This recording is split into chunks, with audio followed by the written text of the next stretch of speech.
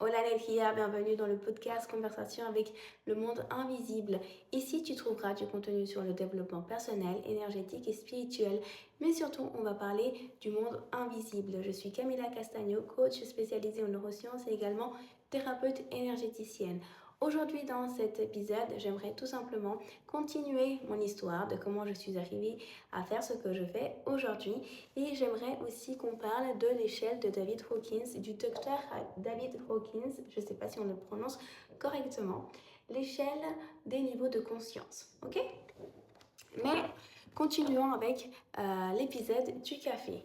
Le café. Alors, euh, après l'épisode du café, tout de suite en fait avec mon amie, j'ai commencé à parler avec elle et je lui ai dit que en fait beaucoup de mots, de paroles qui étaient sortis de cet épisode du café où justement, je ne sais pas si vous vous souvenez, mais il y avait un jeune homme qui devait faire son deuil et puis que j'ai prié pour lui. Il y a également son ex qui s'est présenté, donc l'esprit, l'âme de son ex qui s'est présenté à ce moment-là et puis on a prié pour lui et il a pu se libérer en fait de ce fardeau, de ce poids qu'il avait et son ex, en fait l'esprit de son ex, l'âme de son ex est venu en fait se placer devant lui pour être son guide dans ce chemin. Au lieu de rester comme ce fardeau, ce poids qui ne lui permettait pas d'avancer dans sa vie.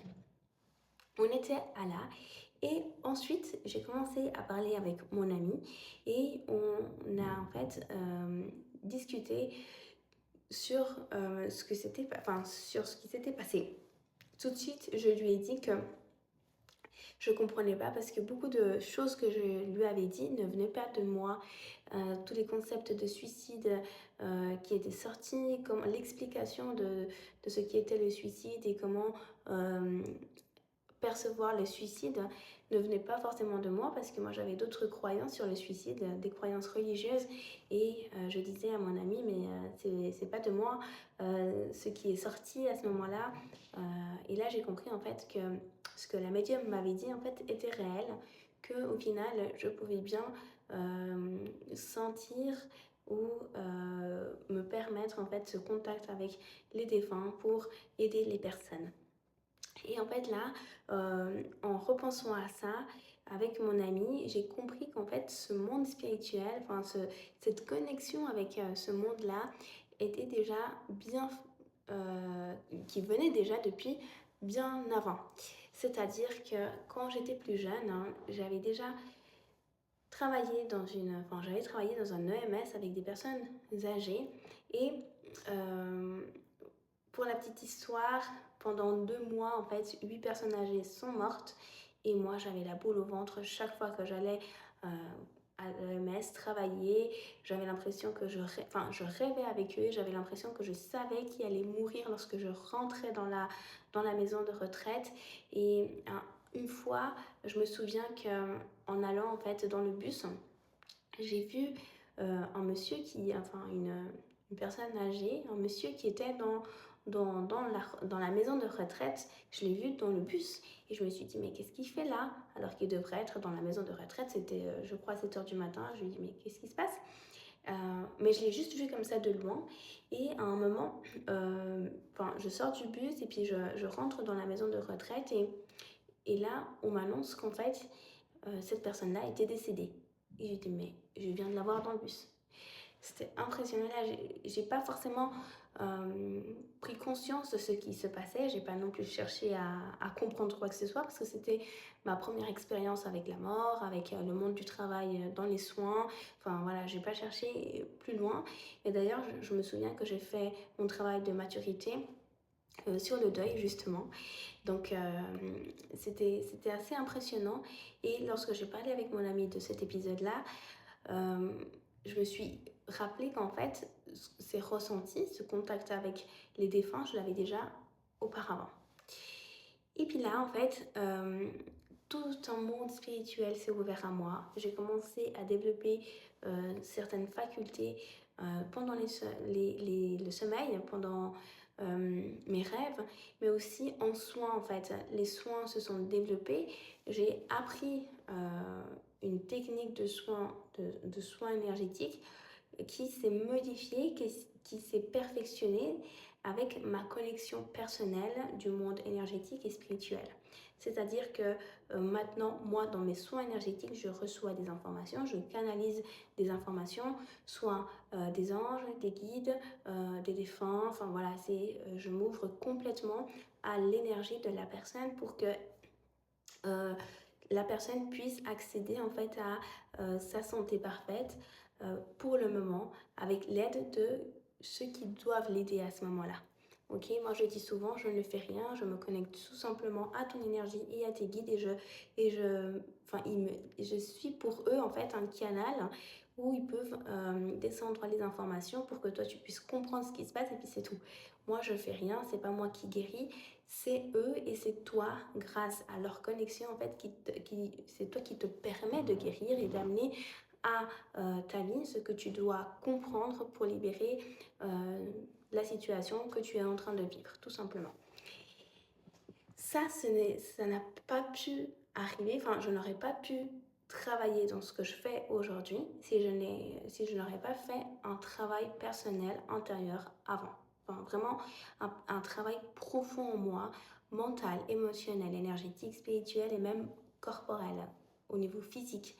Je ne pourrais pas en fait faire ce que je fais si je ne suis pas complètement alignée avec moi, si je ne vibre pas haut, si je ne comprends pas ce qui se passe à l'intérieur de moi, si tout simplement je ne me connais pas, d'accord? Et ce travail personnel, comme je vous le disais dans l'épisode précédent, a commencé avec la formation qu'on a fait avec mon mari de la respiration consciente continue, le breath work en fait. Et c'est là en fait dans cette formation que on a connu en fait cet outil de l'échelle des niveaux de conscience de David Hawkins. Cette échelle a transformé notre vie.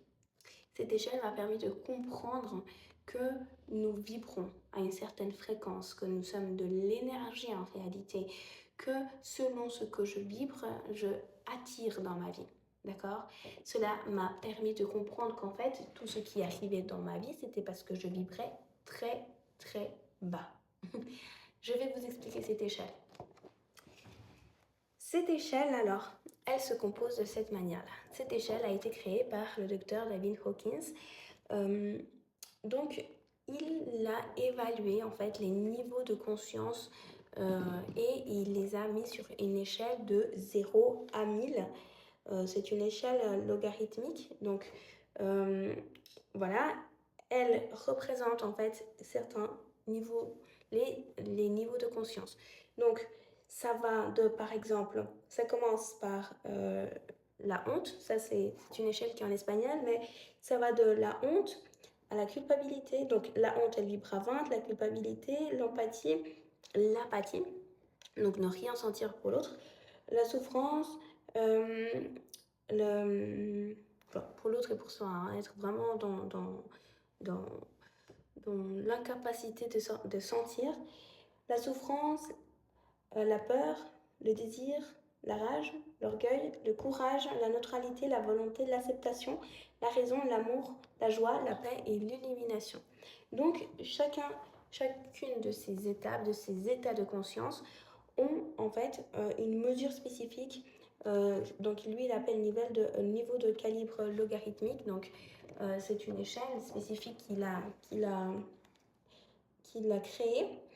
Et donc, dans sa version, en fait, dans ce qu'il dit de cette échelle, c'est que la majorité de la population vibre dans ce cadre-là, d'accord? Vibre soit dans la honte, la culpabilité, l'apathie, la souffrance, la peur, la rage, l'orgueil, et des fois s'autorise des situations dans l'amour, la volonté, ici.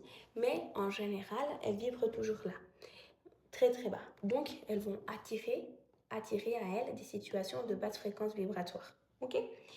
Cette partie-là de l'échelle représente en fait la force, c'est-à-dire tout me coûte, au niveau personnel, au niveau professionnel, j'ai l'impression que je cours derrière les choses, que rien n'arrive à moi avec fluidité, mais c'est moi qui dois aller courir derrière les choses pour qu'elles puissent arriver à moi. C'est moi qui dois passer 8 heures au travail chaque jour pour pouvoir avoir de l'argent, de l'abondance matérielle.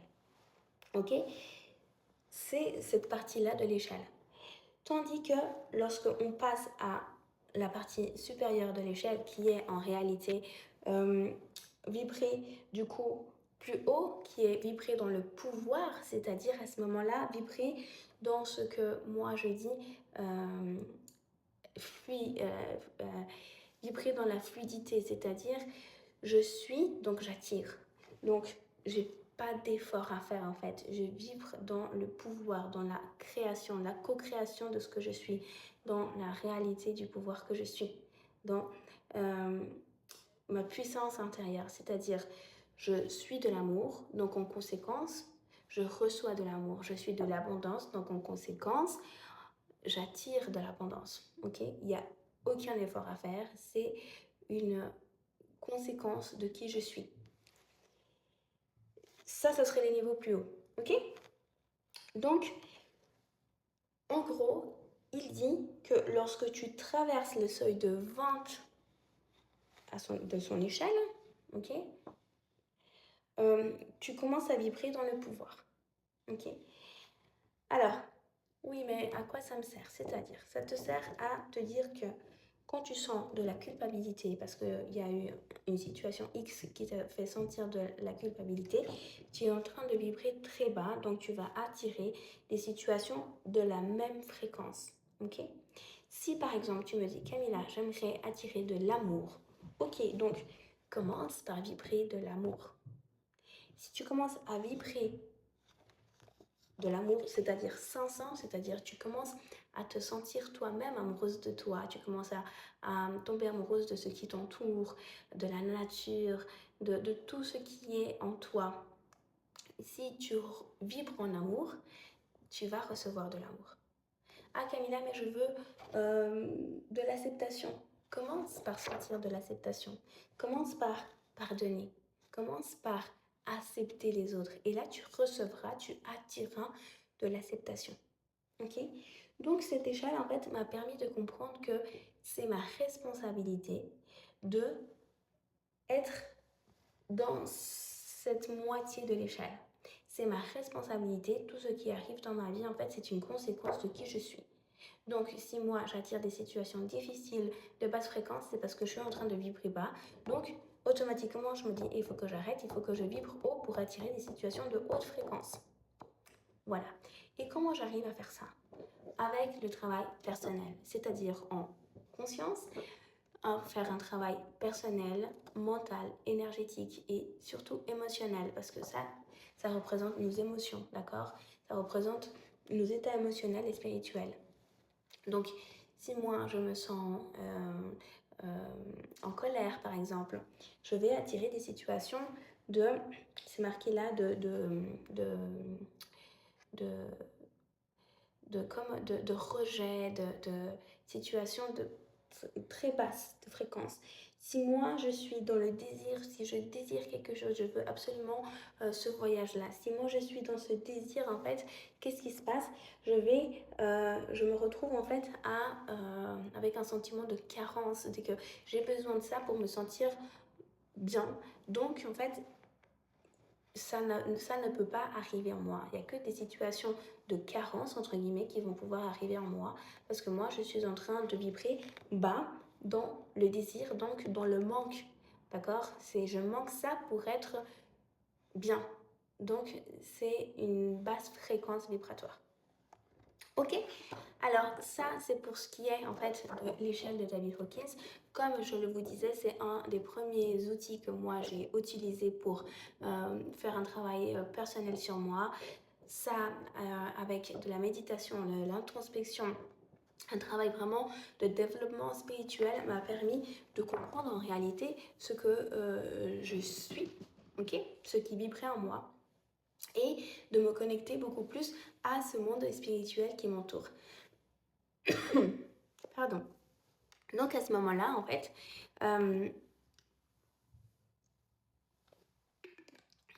Comme pourquoi en fait c'est important de vibrer, enfin de faire un travail personnel pour commencer à connecter avec le monde spirituel. Nous avons tous la capacité de pouvoir connecter avec le monde spirituel puisque nous sommes un être spirituel qui vit une expérience humaine. Nous sommes d'abord spirituels, ok? Nous avons tous la capacité, mais c'est que nous avons des croyances limitantes, nous avons des filtres sociaux, culturels, nous avons des émotions qui viennent de nos blessures d'enfance, qui font que nous ne soyons pas un canal qui est complètement purifié, nettoyé, vide en fait. Donc on doit d'abord purifier, nettoyer ce canal pour que les informations viennent de manière fluide, de manière authentique, de manière vraie. Il y a beaucoup de personnes, enfin la plupart de mes patients arrivent ici, je pense la 80% de mes patients arrivent et disent mais Camilla, je sens ça, je vois ça, mais comment je fais, j'ai peur. Si je parle de ça, les gens vont pas comprendre, etc. Et en fait, il y a tout un système culturel et social qui fait que nous sommes castrés depuis tout petit à ne pas sentir en fait le monde spirituel. C'est fou. En fait, on est castré à ne pas pouvoir connecter avec le monde spirituel parce que si on parle de certaines choses, bah c'est mauvais, parce que ça, il faut pas que tu le dises, parce que si tu vois des choses, tu entends des choses, ce n'est pas normal. Et en fait, on se limite et on bloque d'une certaine manière cette capacité en grandissant pour nous protéger parce que c'est beaucoup plus facile de ne rien sentir, de ne rien voir, de ne rien recevoir pour euh, que les autres m'acceptent. Ok? Donc il faut déjà faire un travail personnel avant pour pouvoir connecter ensuite. Et ce travail-là, pas tout le monde est prêt à le faire parce qu'il demande beaucoup de patience, beaucoup d'amour de soi, beaucoup d'efforts parce que c'est se confronter à notre ombre. D'accord? On aime souvent être exposé à la lumière, reconnaître notre lumière, être valorisé par notre propre lumière, mais très peu en fait acceptent la vulnérabilité, sa propre vulnérabilité, très peu acceptent son ombre. Et lorsqu'il y a la lumière qui arrive en toi, il y a l'ombre aussi qui apparaît. Et c'est cette ombre en fait qui est intéressante parce que c'est cette ombre que tu dois guérir, que tu dois accepter, que tu dois libérer d'une certaine manière. Et ça, les personnes ne sont pas prêtes à le faire. Donc, si aujourd'hui tu te retrouves, parce que ces épisodes-là, c'est également pour ça, c'est parce que je sens aussi que tu peux être intéressé par comprendre un peu mieux ce monde spirituel. C'est le but de ces épisodes-là et c'est ce qu'on va faire tout le long de ces épisodes. Si tu ressens cette envie, cette pulsion, ce sentiment de dire non mais j'ai l'impression d'être frustrée, que je tourne autour du pot, que j'ai l'impression de ne pas être moi-même, j'ai l'impression qu'il y a une version de moi qui veut exploser, qui veut sortir, qui veut être exposée au monde, qui veut vraiment vibrer haut. Si tu ressens ça, commence par te poser la question quelles sont, euh, quelles sont ces situations que tu dois guérir, que tu dois traverser, que tu dois transcender. Quelle est ton ombre? Quelle est cette ombre que tu dois d'abord accepter pour pouvoir accepter ta lumière? Ok? Commence par te poser cette question. Et voilà, c'est ce que je voulais te dire aujourd'hui dans cet épisode du podcast Discussion avec le monde invisible. Donc retiens ce magnifique outil de l'échelle de David Hawkins. Si tu as des questions, n'hésite pas à m'écrire dans les commentaires. Si tu as aimé cet épisode, merci de liker, merci d'être ici, merci de ta confiance. Je te recommande aussi, si tu peux le partager, si tu penses qu'il peut être utile pour quelqu'un d'autre, tu m'aideras beaucoup à amener de la lumière dans son monde. Donc voilà pour ce qui est de cet épisode. Je te fais de gros bisous. Je te vois aussi également, si tu veux, en Instagram. Là, je publie des vidéos tous les jours. Tu peux me suivre sur Instagram. Donc c'est @Camilla Castagno _bas. Et là-bas, je mets du contenu tous les jours pour être un peu plus près de moi. Et voilà, je me réjouis du prochain épisode. Merci de tout mon cœur et je te souhaite le meilleur. Mouah. À très bientôt. Ciao Energia.